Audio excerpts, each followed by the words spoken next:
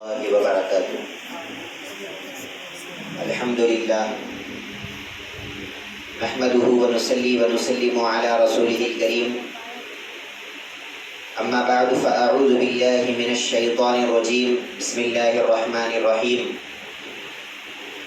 قال اللہ تبارک وتعالی فی شأن حبیبہ ان اللہ وملائکتہ یصلون علی النبی یا ایہا الذین آمنوا صلوا علیہ وسلموا تسلیما۔ اللهم صل على سيدنا وشفيعنا وحبيبنا ونبينا ومولانا محمد وعلى آل سيدنا ومولانا محمد الذي قرنت البركة بذاته ومحياه وتعطرت العوالم بطيب ذكره ورياه۔ میرے دوستو، اللہ تبارک و تعالیٰ کا فضل ہے، کرم ہے کہ اس نے ہم سبوں کو پیارے آقا جناب محمد رسول اللہ صلی اللہ علیہ وسلم کی مبارک امت میں پیدا فرمایا۔ اللہ کا کرم ہے کہ اس نے ہم سبوں کو اللہ والوں سے محبت کرنے والا بنایا اور اللہ والوں سے نسبت اور اللہ والوں کی صحبت اللہ نے ہم سب کو عطا فرمایا، الحمدللہ۔ میرے دوستو، یہ جو مہینہ ہے یہ ربیع الثانی کا مہینہ ہے۔ اس مہینے میں ہم حضور سیدنا غوث الاعظم رضی اللہ عنہ کا تذکرہ کرتے ہیں، آپ کی یاد مناتے ہیں، آپ کے نام پر جلسے کرتے ہیں، کھانا کھلاتے ہیں اور دعائیں کر لیتے ہیں۔ حضور اکرم صلی اللہ علیہ وسلم ارشاد فرماتے ہیں کہ ذکر الانبیاء من العبادہ وذکر الاولیاء کفارۃ الذنوب۔ سرکار دو عالم صلی اللہ علیہ وسلم فرماتے ہیں کہ نبیوں کا ذکر کرنا یہ عبادت ہے، یعنی اللہ کے نبیوں کو یاد کرنا اور اللہ کے نبیوں کا ذکر کرنا، اللہ کے نبیوں کا تذکرہ کرنا، یہ بھی ایک اللہ کی عبادت ہے۔ اور فرمایا کہ اللہ کے ولیوں کا ذکر کرنا اور اللہ کے ولیوں کو یاد کرنا اور اللہ کے ولیوں کا تذکرہ کرنا یہ گناہوں کو معاف کرانے کا ذریعہ ہے۔ یعنی اللہ کے ولیوں کو جب ہم یاد کرتے ہیں، اللہ کے ولیوں کا جب تذکرہ کرتے ہیں تو اس سے کیا ہوتا ہے؟ ہمارے گناہ معاف ہوتے ہیں۔ آپ قرآن مجید آپ دیکھیے، قرآن مجید میں 30 پارے ہیں اور ان 30 پاروں میں کوئی پارہ ایسا نہیں ہے جس میں اللہ تبارک و تعالیٰ نے اپنے نیک بندوں کا ذکر نہ کیا ہو۔ ہر پارے میں اللہ تبارک و تعالیٰ اپنے کسی نہ کسی نیک بندے کا ذکر کرتا ہے اور ان کا واقعہ ہم کو سکھاتا ہے، ان کا واقعہ ہمارے سامنے ذکر کرتا ہے، ان کا واقعہ ہم کو بتلاتا ہے۔ کیوں بتلاتا ہے اللہ تبارک و تعالیٰ؟ ہم کو اپنے نیک بندوں کے قصے سنا کر، اپنے نیک بندوں کے واقعے سنا کر ہم کو یہ بتلانا چاہتا ہے کہ دیکھو، اللہ کے نیک بندوں کا ذکر کرنا یہ اللہ کا طریقہ ہے، اللہ کی سنت ہے۔ اللہ کے نیک بندوں کو یاد کرنا یہ کس کا طریقہ ہے؟ یہ اللہ کا طریقہ ہے۔ اب اللہ کے ولیوں سے محبت کرنا اور اللہ کے نیک بندوں سے تعلق رکھنا یہ ہمارے ایمان کا حصہ ہے۔ اگر ہم اللہ کے ولیوں سے محبت نہیں کریں گے اور اللہ کے نیک بندوں کو چاہیں گے نہیں بلکہ اللہ کے نیک بندوں سے دشمنی کریں گے تو پھر وہ دشمنی ہم کو بڑی بھاری پڑنے والی ہے۔ دنیا میں بھی ہم برباد ہو جائیں گے اور آخرت میں بھی اگر اللہ والوں کی دشمنی کر کے جائیں گے تو وہاں بھی برباد ہو جائیں گے۔ اور اگر اللہ والوں سے دوستی ہے، اللہ والوں سے تعلق ہے تو دنیا بھی آپ کی سنور جائے گی اور کل قیامت کے روز بھی آپ کا بیڑا پار ہو جائے گا۔ تو اس مہینے میں ہم جس ولی کا تذکرہ کرتے ہیں، ویسے تو اللہ کا ہر ولی بڑا برکت والا ہوتا ہے۔ اللہ کے ہر ولی کا ذکر کرنا اور اللہ کے ہر ولی کو یاد کرنا یہ ہمارے لیے برکت والی چیز ہے، لیکن حضور سیدنا غوث الاعظم عبد القادر جیلانی رضی اللہ عنہ کو یاد کرنا اور آپ کا تذکرہ کرنا یہ سب سے بڑی برکت ہے۔ کیوں؟ کیونکہ حضور سیدنا غوث الاعظم تمام ولیوں کے سردار ہے۔ تمام ولیوں کے کیا ہے؟ آپ سردار ہے، آپ تمام ولیوں کے بڑے ہیں، تمام ولیوں کے آقا ہے۔ تو ہر ولی کا ذکر کرنا برکت ہے، لیکن سرکار سیدنا غوث الاعظم کا ذکر کرنا یہ اور بڑی برکت کی بات ہے کہ ہم آقا کو یاد کر رہے ہیں اور تمام ولیوں کے سردار کا ذکر کر رہے ہیں۔ تو حضور سیدنا غوث الاعظم رضی اللہ عنہ کیا مقام ہے آپ کا اور کیا مرتبہ ہے آپ کا؟ آپ کے گھر پر اگر کوئی چور آتا ہے تو اللہ تبارک و تعالیٰ کے حکم سے آپ اس کو ولی بنا کر بھیجتے ہیں۔ غوث اعظم رضی اللہ عنہ ایک مرتبہ رات کا وقت ہے، گھر میں عبادت کر رہے ہیں، نماز پڑھ رہے ہیں. وہ ہماری طرح راتوں میں سوتے نہیں تھے. وہ اللہ والے بنے کیوں؟ اس وجہ سے بنے کہ وہ راتوں میں بھی اللہ کو یاد کرتے تھے، اللہ کا ذکر کرتے تھے. ہم رات بھر آرام سے سوتے رہتے ہیں، نہ رات میں اللہ کو یاد کرتے نہ دن میں اللہ کو یاد کرتے. تو میں یہ بول رہا تھا کہ حضور سیدنا غوث اعظم رضی اللہ عنہ رات میں اپنے گھر میں اللہ کی عبادت کر رہے ہیں. اچانک ایک چور چوری کرنے کی نیت سے آپ کے گھر میں آتا ہے. چور ہے، چرانے کے لیے آیا ہے. دیکھا حضور سیدنا غوث اعظم کے گھر میں کیا ہے چرانے کے لیے. جب دیکھا تو چھوٹی سی ایک پوٹلی وہاں پر رکھی ہوئی تھی سامانوں کی. اس نے کیا کیا؟ چور تھا، چوری کی نیت سے کیا کیا؟ اس پوٹلی کو اٹھایا، اور جب اس پوٹلی کو اٹھا کر باہر جانے کا ارادہ کیا تو باہر کا دروازہ اس کو نظر نہیں آ رہا ہے. جس دروازے سے اندر آیا اب وہ باہر جانے کے لیے دروازہ نہیں مل رہا ہے. اس کو ادھر ڈھونڈا ادھر ڈھونڈا، دروازہ نہیں مل رہا. پریشان ہو گیا کہ یہ دروازہ کہاں گیا. پھر جب پوٹلی رکھ دیا سر کے اوپر سے تو پھر اچانک دروازہ نظر آ رہا ہے. پھر جب پوٹلی اٹھایا لے جانے کے لیے تو پھر دروازہ بند ہو گیا. اس کو سمجھ میں نہیں آیا کہ یہ ماجرا کیا ہے. یہ حضور سیدنا غوث اعظم کا گھر ہے، یہ عام انسان کا گھر نہیں ہے کہ کوئی چور آئے اور چرا کر چلے جائے. یہ حضور سیدنا غوث اعظم کا گھر تھا. جب وہ چرانے کی نیت سے آیا، کئی دن کتنی کی دیر ہو گئی، وہ پوٹلی اٹھا رہا ہے تو دروازہ بند ہو گیا. جب پوٹلی رکھ دیا تو پھر دروازہ کھل گیا. ماجرا اس کو بھی سمجھ میں نہیں آ رہا ہے کہ کیا ہوا. ادھر حضور سیدنا غوث اعظم رضی اللہ عنہ عبادت میں لگے ہوئے ہیں، نماز پڑھ رہے ہیں. جب آپ کی نماز ختم ہوئی تو آپ نے ایک نظر چور کے اوپر رکھا، ایک نظر چور کے اوپر ڈالا. چور تھا، چوری کرنے کے لیے آیا تھا، لیکن جیسے ہی حضور سیدنا غوث اعظم نے ایک نظر اس چور پر ڈالا، وہ چور اب قطب بن گیا اور ولیوں کا سردار بن گیا. ہر محلے میں اللہ تبارک و تعالیٰ کیا کرتا ہے؟ اپنے ایک ایک ولی کو رکھتا ہے. ہر محلے میں ہوتا ہے ایک ولی اللہ کا، اور اس ولی کے صدقے میں اللہ پورے محلے والوں کو رزق دیتا ہے. یہ حدیث مبارک آپ کو بتایا ہے. ہر محلے میں اللہ کا ایک ولی ہونا ضروری ہے.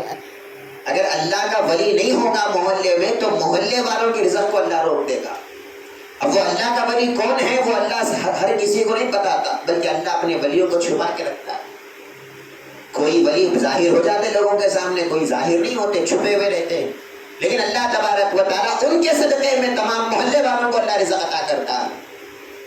تو جب حضور سیدنا غوث اعظم کے پاس وہ چور آیا تھا تو آپ چونکہ ولیوں کے سردار ہیں تو تمام محلوں میں ولیوں کو بھیجنا آپ کی ذمہ داری ہے.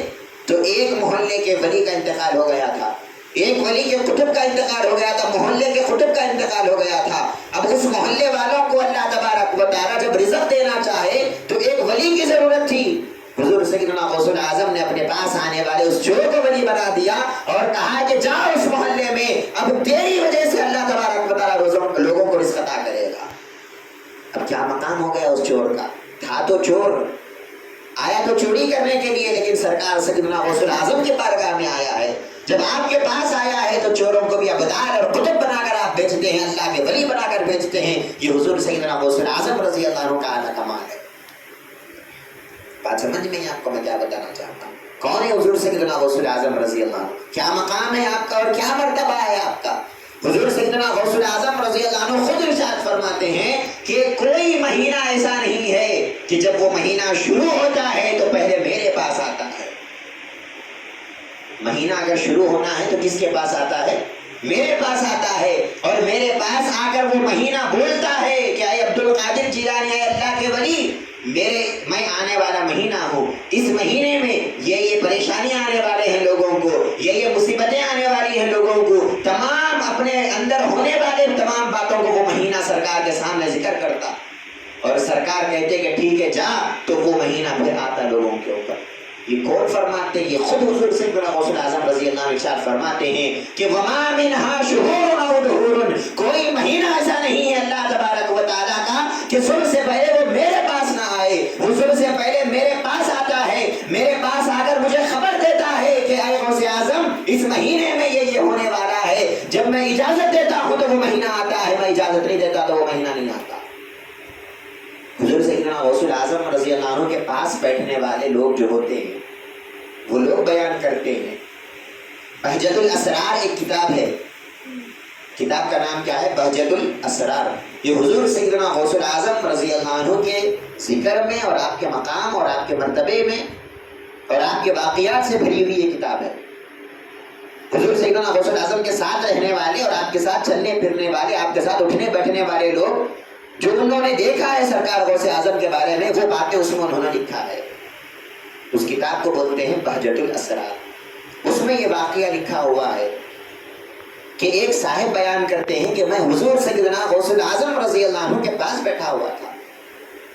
ایک آدمی بیان کر رہا ہے میں حضور سیدنا غوث الاعظم کے پاس بیٹھا ہوا تھا، اچانک میں نے دیکھا کہ خوبصورت نوجوان حضور سیدنا غوث الاعظم کی صحبت میں آیا اور کہنے لگا کہ یا ولی اللہ آپ پر سلام ہو، اور پھر کہنے لگا کہ اے اللہ کے ولی میں کوئی انسان نہیں ہوں، میں آنے والے رجب کا مہینہ ہوں. یہ کون فرماتا ہے؟ وہ جو نوجوان آیا تھا وہ کہہ رہا ہے کہ میں آنے والا رجب کا مہینہ ہوں. چونکہ اچھی صورت میں آیا تھا، خوبصورت صورت میں آیا تھا، تو کہنے لگا کہ یہ رجب کا مہینہ لوگوں کے لیے بڑی برکتوں والا مہینہ ہوگا. اس مہینے میں اچھے اچھے کام ہوں گے، اس مہینے میں لوگوں کو اللہ تبارک و تعالیٰ اچھی طرح رزق عطا کرے گا، اس مہینے میں لوگوں کی اچھائیاں ہوں گی، اسی لیے میں خوبصورت شکل میں آپ کے پاس آیا ہوں. پھر وہ جو ساتھ بیٹھنے والے تھے وہ کہتے ہیں کہ واقعی رجب کا مہینہ جب آیا تو پھر وہ واقعی ہمارے لیے اچھا تھا، اور اس میں برکتیں آئی، اس میں رحمتیں آئی.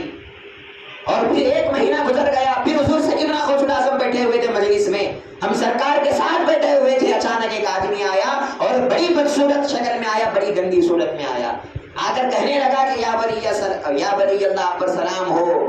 سرکار کہنے لگے کہ تو کون ہے؟ تو وہ فرما رہا ہے، وہ کہہ رہا ہے کہ میں شعبان کا مہینہ ہوں. رجب کا مہینہ تو ختم ہو گیا، اب شعبان کا مہینہ سرکار کے پاس آتا ہے، کہتا ہے کہ یا ولی اللہ میں شعبان کا مہینہ ہوں اور بدصورت حالت میں اس واسطے آیا ہوں کہ میرے اندر لوگوں کو بڑی مصیبتیں آنے والی ہے، لوگوں کو بڑی تکلیفیں آنے والی ہے، لوگوں میں جو ہے بیماریاں آنے والی ہے، فاقے پڑنے والے ہیں، بارش لوگوں میں نہیں ہوگی، قحط پڑنے والی ہے، تو لوگوں میں تکلیفیں ہوں گی، اس واسطے میں بدصورت حالت میں آپ کے سامنے آیا. پھر آپ فرماتے ہیں وہ جو ساتھ بیٹھے تھے سرکار غوث اعظم کے، وہ لوگ فرماتے ہیں کہ واقعی جب شعبان کا مہینہ آیا تو اسی طرح آیا جس طرح اس نے بیان کیا تھا کہ اس مہینے میں اللہ کی مصیبتیں نازل ہوئی، اس مہینے میں آفتیں آئی. اور پھر فرماتے ہیں کہ رمضان المبارک کا مہینہ جب شروع ہوا، سرکار حضور سیدنا غوث الاعظم بیمار تھے، تو رمضان کے مہینے میں ایک آدمی آتا ہے سرکار غوث اعظم کے پاس، بڑا خوبصورت آدمی تھا، آ کر کہنے لگا کہ یا ولی اللہ میں رمضان کا مہینہ ہوں. میں کون سا مہینہ ہوں؟ میں رمضان کا مہینہ ہوں. اللہ تبارک و تعالیٰ نے میرے اندر بڑی برکتیں اور رحمتیں رکھا ہے، میں اللہ کا مہینہ ہوں، اللہ کے لوگوں کے لیے فائدہ دینے والا مہینہ ہوں. یا ولی اللہ میں آپ کو سلام کرنے کے لیے آپ کی بارگاہ میں آیا ہوں. اور پھر وہ رمضان کا مہینہ کہتا ہے کہ یا ولی اللہ یہ آپ کا آخری رمضان ہوگا، آئندہ رمضان تک ہماری ملاقات نہیں ہوگی، یعنی آپ دنیا سے پردہ فرمائیں. اور ساتھ بیٹھنے والے لوگوں نے کہا کہ واقعی اسی طرح ہوا، جب رمضان کا مہینہ آیا اور سرکار کو اس طرح بولا ہے تو واقعی آئندہ سال رمضان تک سرکار کا وصال ہو گیا. ربیع الثانی کے مہینے میں یعنی اس مہینے میں سرکار غوث اعظم کا وصال ہو گیا، اور رمضان آنے سے 4 مہینے پہلے سرکار غوث اعظم پردہ فرما گئے. تو کیا پتہ چلا کیا مقام ہے سرکار حضور سیدنا غوث الاعظم کا؟ ہر مہینہ سرکار کے پاس آتا ہے اور ہر مہینہ سرکار کے پاس آ کر اپنے اندر ہونے والے تمام باتوں کو بتلاتا ہے اور کہتا ہے کہ میرے اندر یہ ہونے والا ہے اور یہ ہونے والا ہے. سرکار غوث اعظم فرماتے ہیں کہ جب میں دیکھتا ہوں کہ اگر آنے والے مہینے میں کچھ برائیاں ہیں، کچھ مصیبتیں ہیں، تو میں اللہ تبارک و تعالیٰ سے دعا کرتا ہوں، اس مصیبت کو دور کرتا ہوں. اور اگر آنے والے مہینے میں کچھ رحمتیں ہیں اور کچھ اچھائیاں ہیں تو میں اللہ کا شکر ادا کرتا ہوں کہ اللہ تبارک و تعالیٰ نے اچھائی عطا کیا. تو کیا مقام ہے سرکار غوث اعظم کا؟ یہ ولی ہے لیکن عام ولیوں کی طرح نہیں ہے، یہ تمام ولیوں کے سردار ہیں، یہ تمام ولیوں کے سردار ہیں، تمام ولیوں کے آقا ہیں. تمام ولیاں اگر ولی بننا چاہتے ہیں تو حضور سیدنا غوث الاعظم کے نیچے رہنا پڑے گا، آپ کے غلام بننا پڑے گا اور آپ کے نوکر بننا پڑے گا. اگر کوئی حضور سیدنا غوث الاعظم کی نوکری نہیں لے گا اور آپ کی غلامی کو اختیار نہیں کرے گا تو اللہ تبارک و تعالیٰ اس کو اپنا ولی نہیں بنائے گا. حضور سیدنا غوث الاعظم سے پہلے والے بھی، حضور سیدنا غوث الاعظم کے پیدا ہونے سے پہلے بھی جو بڑے بڑے ولیاں تھے، جو بڑے بڑے اللہ والے تھے، جن کو آنے والا زمانہ دکھتا تھا، اللہ کے ولیوں کو معلوم ہو جاتا نا کہ آنے والے زمانے میں کیا ہونے والا ہے. تو حضور سیدنا غوث اعظم سے پہلے بھی جو بڑے بڑے ولیاں تھے، وہ ایک مرتبہ حضرت سیدنا جنید بغدادی رضی اللہ عنہ بہت بڑے اللہ کے ولی ہے، اور حضور سیدنا غوث اعظم سے 200 سال پرانے ولی ہیں. آپ ایک مرتبہ جمعے کا خطبہ دے رہے ہیں. کب کا واقعہ ہے یہ؟ حضور سیدنا غوث اعظم کے دنیا میں آنے کے 200 سال کے پہلے کا واقعہ ہے. جنید بغدادی رضی اللہ عنہ منبر پہ چڑھ کے خطبہ دے رہے ہیں، اور خطبہ دیتے دیتے کہتے ہیں اپنی زبان سے کہ میرے گردن پہ بھی آپ کا قدم ہے، میری گردن پہ بھی آپ کا قدم ہے. لوگوں نے پوچھا کہ اے سرکار آپ یہ کیا بولے؟ خطبہ دیتے دیتے اچانک میرے گردن پہ بھی آپ کا قدم ہے کا کیا مطلب ہے؟ بات سمجھ میں نہیں آئی. آپ تو خطبہ دیتے تھے نا، خطبہ دیتے دیتے اچانک یہ کیا بولے؟ تو سرکار جنید بغدادی فرماتے ہیں کہ میں جب منبر پر خطبہ دے رہا تھا تو میں نے دیکھا کہ آنے والے 200 سال کے بعد اللہ کا ایک ولی پیدا ہوگا بغداد میں، اللہ کا ایک ولی آئے گا بغداد میں، اور بغداد کے منبر پر چڑھ کر وہ بولے گا کہ میرا یہ قدم تمام ولیوں کے گردنوں پر ہے، اور تمام ولیاں میرے قدم کے نیچے ہیں، میرے پاؤں کے نیچے ہیں. جب میں نے یہ سنا تو میں نے اپنی گردن کو بھی جھکا دیا اور کہا کہ میری گردن پہ بھی آپ کا قدم ہے. تو یہ سرکار غوث اعظم کے پیدا ہونے کے بعد سے سرکار کا مقام نہیں ہے، بلکہ پیدا ہونے سے 200 سال پہلے سے سرکار غوث اعظم کا مقام اور مرتبہ چلا رہا ہے. اور کب تک چلے گا؟ کب تک چلے گا؟ سرکار غوث اعظم خود فرماتے ہیں کہ میرا جو مقام ہے یہ مقام ختم ہونے والا نہیں ہے، بلکہ یہ قیامت تک چلنے والا ہے. آپ خود فرماتے ہیں افلت الشموس الاولین وشمسنا ابدا علی افق العلا لا تغرب. آپ فرماتے ہیں کہ بہت لوگوں کا سورج چمکا ہے. سورج چمکنے کا معنی کیا ہے؟ ان کا نام چمکا ہے دنیا میں. بہت سے اللہ والے ایسے آئے ہیں جن کا نام دنیا میں چمکا ہے، جن کا ذکر دنیا میں چمکا ہے، جن کو لوگوں نے یاد کیا ہے، جن کے مقام کو لوگوں نے مانا ہے. بولتے نا اگر کوئی آدمی اچھی طرح ترقی کر رہا ہے تو کیا بولتے؟ یہ شائن کر رہا ہے، یہ چمک رہا ہے. تو سرکار غوث اعظم فرماتے ہیں افلت شموس الاولین وشمسنا، ہم سے پہلے لاکھوں سورج آئے اور لاکھوں چمکنے والے ولیاں آئے، لیکن ہر سورج ڈوب گیا اور ہر ولی کا تذکرہ ایک نہ ایک دن ختم ہو گیا. فرمایا وشمسنا ابدا علی افق العلا لا تغرب، لیکن جو ہمارا سورج ہوگا، ہمارا ذکر ہوگا، ہمارا چرچا ہوگا، یہ ہمارا ذکر اور ہمارا چرچا اور ہمارا سورج کبھی ڈوبنے والا نہیں ہے. غوث اعظم کا ذکر اور غوث اعظم کا سورج ہمیشہ قیامت تک چمکتا رہے گا. یہ کون فرما رہے ہیں؟ یہ خود حضور سیدنا غوث اعظم فرما رہے ہیں. آپ غور کیجئے، سرکار کو جا کر 900 سال ہو گئے، لیکن کیا معلوم ہوا کہ 900 سال ہو گئے؟ 900 سال پہلے کون سا بادشاہ تھا آپ کو معلوم؟ نہیں معلوم. 900 سال چھوڑو، 800 سال پہلے کون سا بادشاہ تھا معلوم؟ 700 سال پہلے کون سا بڑا آدمی دنیا میں آ کے گیا معلوم؟ 200 سال پہلے انڈیا کا بادشاہ کون تھا معلوم؟ ہم کو ہماری ہسٹری نہیں معلوم، لیکن غوث اعظم کے بارے میں ہم کو سب معلوم ہے. 900 سال گزر گئے، نہ ان کا تذکرہ ڈوبا ہے، نہ ان کا ذکر ڈوبا ہے، نہ ان کا چرچا ڈوبا ہے. یہ خود حضور سیدنا غوث اعظم کی کرامت ہے کہ تمام ولیاں دنیا میں آئے، بڑے بڑے اولیاء دنیا میں آئے، لیکن ایک نہ ایک دن ان کا ذکر ختم ہوا. غوث اعظم کا ذکر قیامت تک چلنے والا ہے، یہ ذکر کبھی ختم ہونے والا نہیں. تو کیا مقام ہے آپ کا؟ کیا مرتبہ ہے آپ کا؟ اب دنیا میں قیامت تک جو بھی ولی بنے گا وہ سیدنا غوث اعظم سرکار کے وسیلے سے اور آپ کے صدقے سے ولی بنے گا.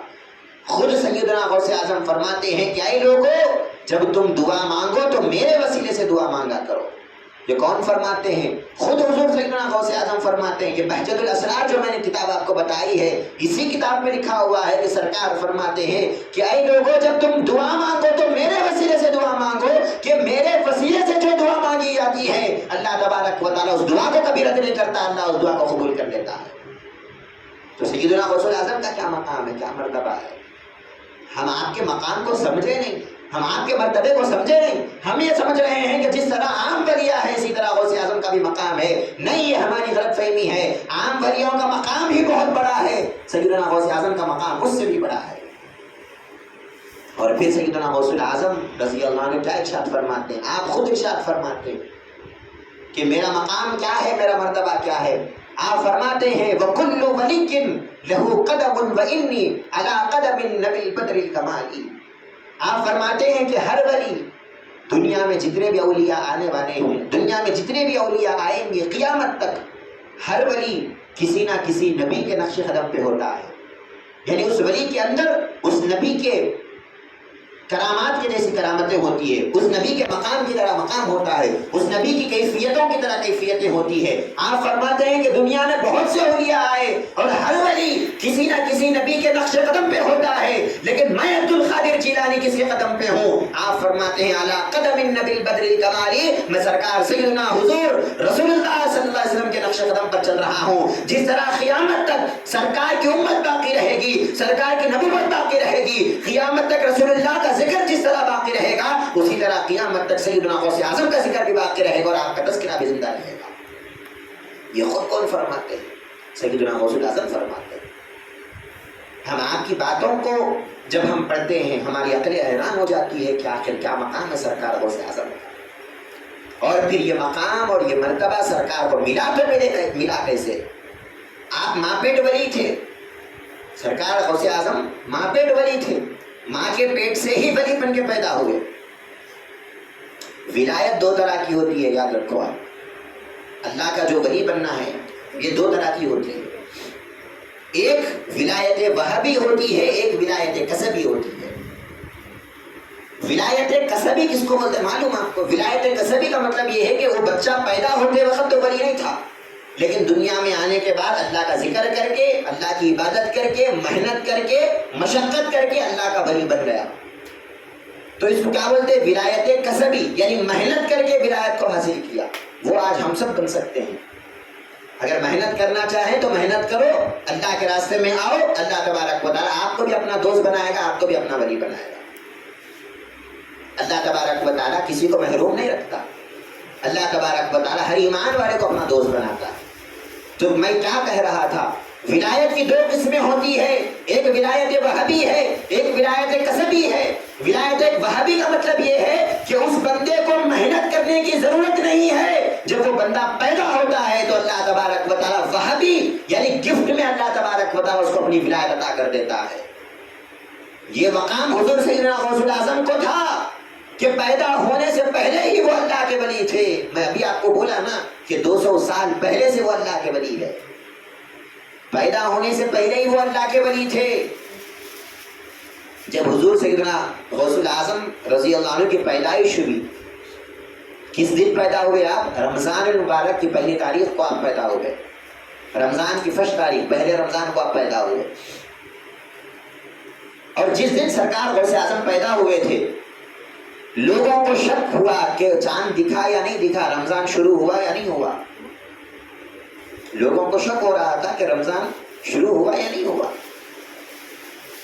لوگ آئے اور سیدنا غوث الاعظم سرکار کے ماں جو تھے، ان کے امی جان جو تھے، والدہ جو تھے، ان سے پوچھنے لگے، کیونکہ وہ بھی بہت بڑے اللہ کے ولیاں تھے، تو ان سے پوچھنے لگے کہ اماں جان چاند دکھا یا نہیں دکھا، رمضان شروع ہوا یا نہیں ہوا؟ تو آپ فرماتی ہیں کہ چاند دکھ گیا، روزہ رکھ لو۔ لوگ کہنے لگے کہ آپ کہاں دیکھے چاند کو؟ کیا آپ دیکھے چاند کو؟ کہاں دیکھے؟ کہاں دکھا چاند؟ آپ فرماتے ہیں کہ چاند تو نہیں دکھا، لیکن یہ میرا جو بچہ ہے عبد القادر جیلانی، یہ بچہ سحری میں دودھ پیا تھا، اب دودھ نہیں پی رہا ہے، اس کا مطلب یہ ہے کہ یہ بچہ روزے سے ہے، ابھی پیدا ہوا ہے بچہ، 1 دن کا بچہ ہے، اور آپ روزہ رکھ کر یہ بتا رہے ہیں کہ دیکھو میری ولایت کہاں تک ہے۔ آج ہم روزہ رکھو تو کیا حالت ہوتی ہماری؟ بڑے بڑے لوگ روزہ نہیں رکھتے، آج رمضان میں رکھتے۔ 15 سال کا جب بچہ ہوتا ہے تو اس کے اوپر روزے فرض ہو جاتے ہیں، جب بچہ بالغ ہوتا ہے تو روزے فرض ہو جاتے ہیں، لیکن ہم نہیں رکھتے روزے، چاچی بہانہ بنا کے روزہ چھوڑ دیتے۔ سیدنا غوث الاعظم رضی اللہ عنہ ابھی پیدا ہوئے چھوٹے سے بچے ہیں اور آپ روزے سے ہیں۔ آپ کی والدہ کہتی ہے کہ میرا یہ بچہ روزے سے ہے، بس یہی اس بات کی دلیل ہے کہ آج سے رمضان المبارک کا مہینہ شروع ہو گیا۔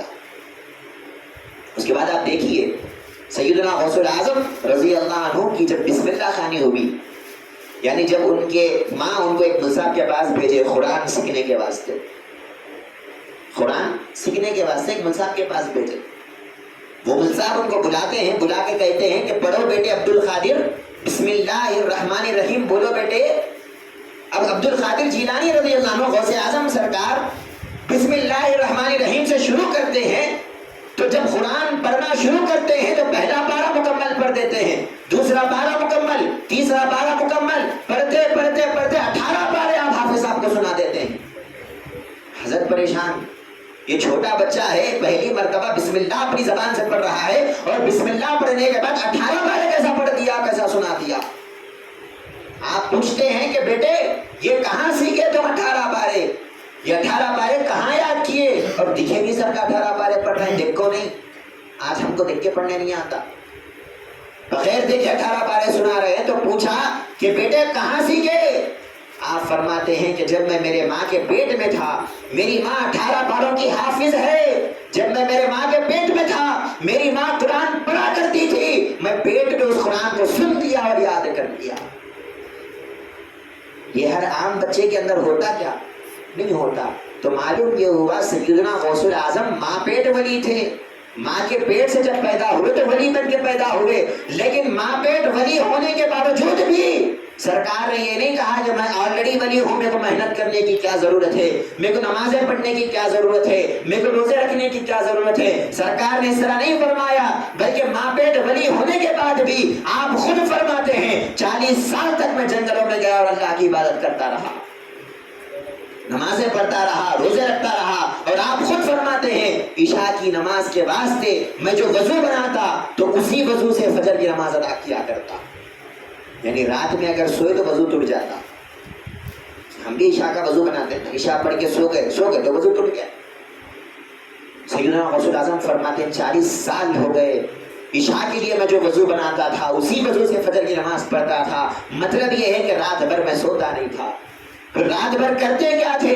سرکار فرماتے ہیں میں رات بھر ایک رات میں پوری قرآن مجید پڑھا کرتا تھا اور پوری قرآن مجید ختم کیا کرتا تھا۔ آج ہم پڑھتے قرآن؟ غوث اعظم کا ذکر کرنے والے، غوث اعظم کے محبت کرنے والے، غوث اعظم کو چاہنے والے، ہم کو قرآن پڑھنا دل نہیں بولتا، قرآن سیکھنا دل نہیں بولتا۔ ہمارے کو کیا پڑھنا ہے؟ ہمارے کو اسٹوریز پڑھنا ہے، کہانیاں پڑھنا ہے، قصے پڑھنا ہے، ہمارے کو دنیا کے پورے کتابیں پڑھنا ہے۔ اگر نہیں پڑھنا ہے تو قرآن نہیں پڑھنا ہے۔ اور سیدنا غوث الاعظم کا کیا کمال ہے؟ آپ فرماتے ہیں 40 سال تک روزانہ میں رات میں ٹھہر کے قرآن پڑھا کرتا تھا اور ایک رات میں پوری قرآن مجید ختم کیا کرتا تھا۔ بندہ ولی کیسے بنتا؟ چپکے ولی نہیں بنتا، چپکے اللہ کا ولی کوئی بھی نہیں بنتا۔ اللہ کا ولی بننے کے واسطے اس کو محنتیں کرنا پڑتا ہے۔ غوث اعظم سرکار محنتیں کر کے بتا رہے ہیں کہ دیکھو میں جو ولیوں کا سردار بنا ہوں تو چپکے نہیں بنا، پہلے تو علم حاصل کیا، پھر اس علم پر عمل کیا، اور 40 سال تک راتوں میں سوئے بغیر اللہ کی عبادت کیا، تب کہیں جا کر اللہ کا ولی بنا۔ آرام سے بیٹھ کے فین کے نیچے میں اللہ کا ولی ہوں بول لینا آسان ہے، لیکن اللہ کا ولی بننا بڑا مشکل ہے۔ بات سمجھ میں آپ کو میں کیا بتانا چاہ رہا ہوں؟ سرکار غوث اعظم خود فرماتے ہیں درست العلم حتی صرت خطبہ۔ سرکار غوث اعظم خود ارشاد فرما رہے ہیں درست العلم حتی صرت خطبہ ونلت السعد من مولا الموالی۔ سرکار فرما رہے ہیں کہ اے لوگو تم یہ میرے مقام کو دیکھ رہے ہو، میرے مرتبے کو دیکھ رہے ہو، یہ مقام یہ مرتبہ جو مجھے ملا تو فقط علم کی وجہ سے ملا۔ میں نے علم حاصل کیا، علم حاصل کیا، علم حاصل کرتے کرتے میں اللہ کا قطب بن گیا اور اللہ کا ولی بن گیا۔ تو ولایت جو ملی غوث اعظم کو یہ علم کی وجہ سے ملی، قطبیت کا جو مقام ملا یہ علم کی وجہ سے ملا۔ آج ہم اسی دین کے علم کو چھوڑ دیے اور پھر ہم یہ بولتے کہ مجھے اللہ اپنا نیک بندہ بنا لینا۔ کیسے بناتا؟ کیا ہم آئے دین کا علم سیکھنے کی طرف؟ دنیا دار تو دنیا دار ہے، آج دیندار کے گھر میں دین نہیں ہے۔ دنیا داروں کی بات نہیں کر رہا ہوں، آج دینداروں کے گھر میں دین نہیں ہے۔ بچہ حافظ ہے لیکن گھر میں کیا ماحول ہے؟ باپ حافظ ہے لیکن گھر میں کیا ماحول ہے؟ گھر میں برابر ٹی وی دیکھتے ہیں، گھر میں برابر گانے سنتے ہیں، گھر میں برابر ناچ گانا چل رہا ہے، گھر میں برابر دنیا کے کام، دنیا کے فتنے، دنیا کے فیشن سب گھر میں چل رہا ہے، پھر یہ بچہ حافظ بھی ہے، باپ حافظ بھی ہے۔ بتائیے آپ دیندار آج دین پر عمل نہیں کر رہا ہے تو دنیا دار کہاں سے عمل کرے گا؟ آج دینداروں کو دین سے محبت نہیں ہے، نماز پڑھنے والوں کو نماز سے محبت نہیں ہے۔ آپ بتائیے لاکھوں لوگ نماز پڑھتے ہیں روزانہ، جس کا کوئی محبت میں نماز پڑھتا ہے؟ اللہ کی محبت میں کون پڑھتا ہے نماز؟ کوئی نہیں پڑھتا، ہر کوئی زبردستی کو نماز پڑھتا ہے۔ تھوڑے لوگ ہیں لوگوں کو بتانے پڑتے. اگر میں نماز نہیں پڑھا تو وہ میرا بازو والا کیا بولتا مجھے؟ ارے نماز پڑھائی نہیں کو بولتا نا, تو اس کے سامنے نمازی کو بتلانے کے واسطے میں آ کے نماز پڑھتا ہوں. اللہ کے واسطے کس کو پڑھنا ہے؟ اللہ دیکھ رہا ہے, اللہ مجھے آرڈر دیا, اللہ مجھے حکم دیا, مجھے اللہ کی محبت میں نماز پڑھنا ہے, اللہ سے جو تعلق ہے میرا اس تعلق سے نماز پڑھنا ہے. یہ آج کس کو خیال ہے؟ کس کو بھی نہیں. ہر کوئی یہ کہتا ہے کہ بازو والے کو بتانا ہے تو نماز کو جاؤ, لوگوں کے سامنے ایک اسٹیٹس جمانا ہے تو نماز کو جاؤ, لوگوں کے سامنے ایک آتا ہے انہیں نمازی ہے, انہیں ذرا اچھا آدمی ہے, انہیں نمازی ہے, تو لوگوں کے سامنے ایک بڑاپن بتانے کے لیے, لوگوں کے سامنے ایک مقام اور مرتبے کو جتانے کے لیے ہم نماز کو جاتے ہیں. اور یاد رکھنا یہ نماز کل قیامت کے روز ہمارے منہ پہ ماری جائے گی. اللہ تبارک و تعالیٰ کو ایسے نماز کی ضرورت نہیں ہے. قرآن مجید میں اللہ تبارک و تعالیٰ ارشاد فرماتا ہے فویل للمصلین الذین هم عن صلاتهم ساہون الذین هم یراؤون.